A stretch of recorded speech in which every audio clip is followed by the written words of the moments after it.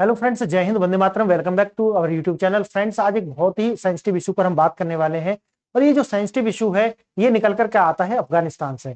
आप जानते हैं कि अफगानिस्तान के अंदर उन्होंने एक क्रिमिनल प्रोसीजर कोड बनाया है और इस प्रोसीजर कोड के अंदर उन्होंने एक गजब का काम किया है। और ये जो गजब का काम है, इसको आप पूरे के पूरे इस्लामिक जगत के लिए मान के चलिए कि ये वास्तव में, अब ये भी जानते होंगे कि जो अफगानिस्तान है, असली जो इस्लाम है और असली इस्लाम का पालन करने वाले सिर्फ तालिबानी हैं। बाकी तो ये सब लोकल मुस्लिम हैं।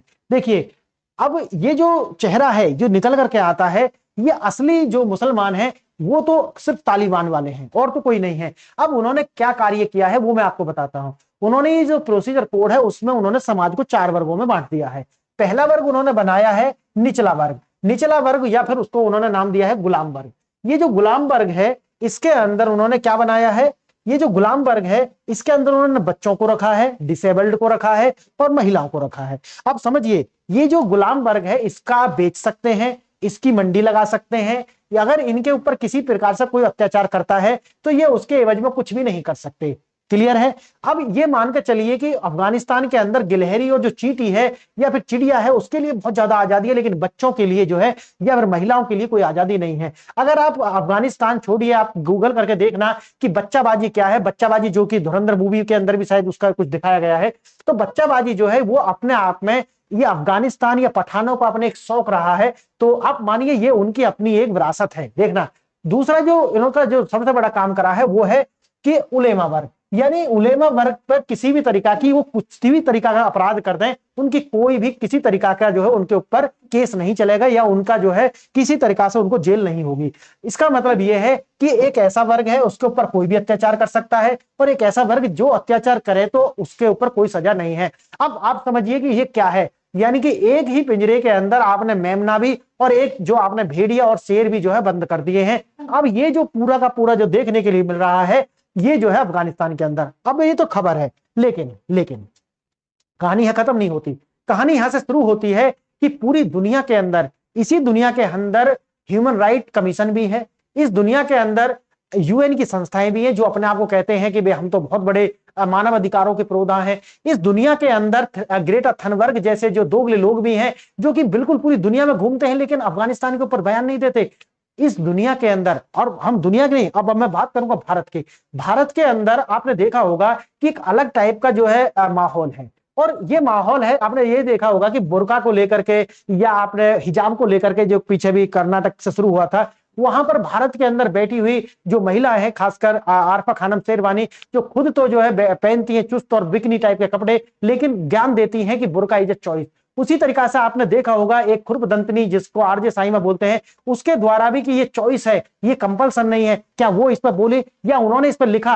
एक और धिम्मी है, आपने देखा होगा रवीश कुमार, उनके द्वारा भी इस पर किसी भी तरीका का कोई जो स्टेटमेंट नहीं आता। इसी तरीका से देखा होगा आपने एक लिपस्टिक बाज है, ठीक है, अभिसार शर्मा, उसके द्वारा भी इस पर कुछ नहीं बोला गया। आप सोचिए, एक देश की 75% आबादी को जो है गुलाम बना करके रख दिया है, और महिलाओं के अधिकारों की बात करने वाले ये दोगले लोग भारत के अंदर बैठ करके एक आवाज नहीं उठा सकते, इस पे कोई वीडियो नहीं बना सकते कि देखो ये पूरा गलत हो रहा है। ये एक विचारधारा कर रही है, ये मैं समझ रहा कि अफगानिस्तान का मैटर है, नहीं, ये विचारधारा पूरी दुनिया के अंदर है। इस विचारधारा के लोग भारत के अंदर हैं, और लोग नहीं है, पूरे एक अच्छी खासी पॉपुलेशन का, यानी कि एक अच्छा शेयर है पॉपुलेशन का।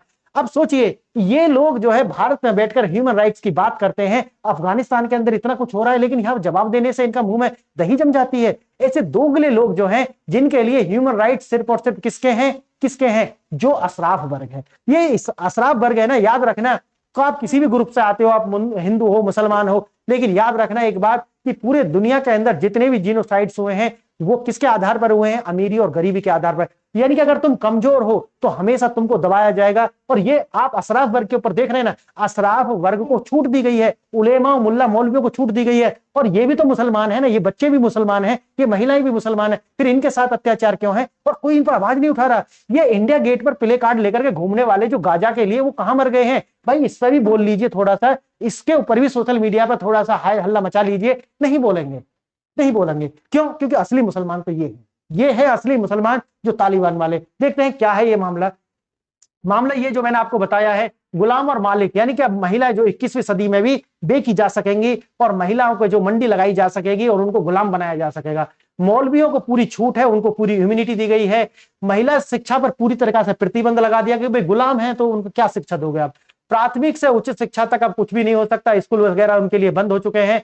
जो कानून बना है उसके अंदर 119 अनुच्छेद है, लेकिन एक भी अनुच्छेद जो है महिलाओं के हक में नहीं है, एक भी अनुच्छेद बच्चों के हक में नहीं है। सोचिए, जहां भारत के अंदर बैठ के महिलाओं के हक और हुकूक की बात करने वाले ये कट्टरपंथी मौलाना और ये जो मानसिकता के कट्टरपंथी जो लोग हैं, ये इनके खिलाफ नहीं बोलेंगे। क्यों? क्योंकि इनके मन में भी यही है। जो भी इसके खिलाफ नहीं बोल रहा है, आप हिंदू हो, मुसलमान हो, कोई भी हो, याद रखना तुम्हारी मानसिकता भी यही है। याद रखना, अगर आप मुसलमान होकर के भी इसके खिलाफ नहीं बोल सकते, आप कुछ नहीं कर सकते, कहां जहां आप खड़े हैं वहां से तो बोलिए कि ये जो अफगानिस्तान के अंदर हो रहा है, ये तो मुसलमान ही मुसलमान को मार रहा है। भाई ये क्या हो रहा है?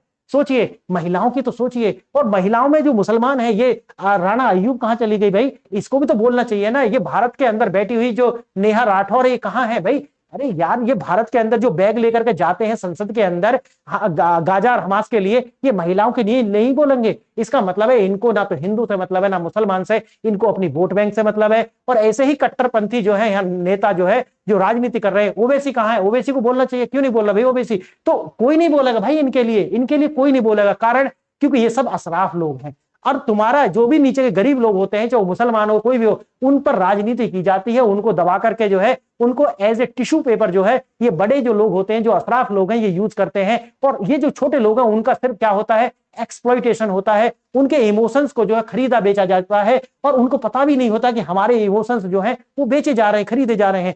ये दिखाती है, ये घटना जो है अपने आप में बहुत बड़ी है। सोचिए, जो लोग कहते हैं कि क्या हो जाएगा मुस्लिम शासन आने से, मुस्लिम शासन आने से ये होता है जो अफगानिस्तान के अंदर हो रहा है। याद रखना, उसी रास्ते पर चल पड़ा है पाकिस्तान। आने वाले समय में पाकिस्तान के अंदर यही स्थिति होगी। क्यों? क्योंकि जितनी गरीबी आएगी उतना कट्टरपंथ आता चला जाएगा इन देशों में, और वही जो अफगानिस्तान है वही स्थिति बनाएगा। याद रखना इस बात को। और देखना, तालिबान द्वारा दास प्रथा की जो वैधीकरण और मौलवियों को जो उन्मुक्ति दी गई है, नया क्रिमिनल प्रोसीजर जो है कोड 2026 में लाया गया है, वही है जो हिबतुल्ला अखुंदाजादा जो है उसके द्वारा इसको मंजूरी दे दी गई है। 119 इसमें धाराएं हैं। ये कानूनी न्याय है, वजह से बताया सब। मालिक और गुलाम की जो स्थिति है वो देखी गई है। स्लेवरी जो है वो कानूनी रूप से वहां पर लागू हो गई है। बंधक बनाकर रखा जा सकता है। बच्चे और महिलाओं को जो है उनको बेचा जा सकता है, खरीदा जा सकता है, गुलाम जैसे पहले होते थे। यह वर्गीकरण सामाजिक असमानता अब कानून जो है रूप देता है।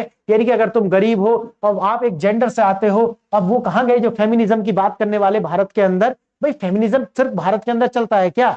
हाँ भाई, यूरोप के अंदर बैठे हुए जितने भी ये दलाल हैं वो क्यों नहीं बोलते इस पे? हैं वो जॉन इलिया का है ना, क्यों बोलते नहीं हो? मेरे हक में काबले पड़ गए हैं जुबान में। क्या तो काबले पड़ गए क्या तुम्हारी जुबान में? है भाई, आरफा खानम क्यों नहीं बोलती इसके ऊपर? अभिषेक शर्मा क्यों नहीं बोलता? ये रवीश कुमार धिम्मी डॉग क्यों नहीं बोलते? ये नहीं बोलेंगे भाई। क्यों? क्योंकि उन्हें तुमसे कोई मतलब नहीं है। उनका तो सही सीधा है, पैसा ले रहे हैं, बोल रहे, बात खत्म हो गई। उन्हें क्या मतलब है यार अफगानिस्तान की महिलाओं से? सोचिए, ये एक आइडियोलॉजी है, बड़ी खतरनाक है। कानूनी उन्मुक्ति वही है जो मौलाना जो है उनको जो है वो कोई भी अपराध कर दे, चाहे वो बलात्कार ही क्यों ना कर दें, लेकिन उन पर कोई मुकदमा जो है नहीं चलेगा। उन्हें केवल समझाया जाएगा और उनको जो है उनके जो काउंसलिंग की जाएगी, छोड़ दिया जाएगा। कानून के समक्ष समानता का जो सिद्धांत है, तो ये तो सब कहां मध्य युगीन जो नियम है इनमें कहां चलते समानता?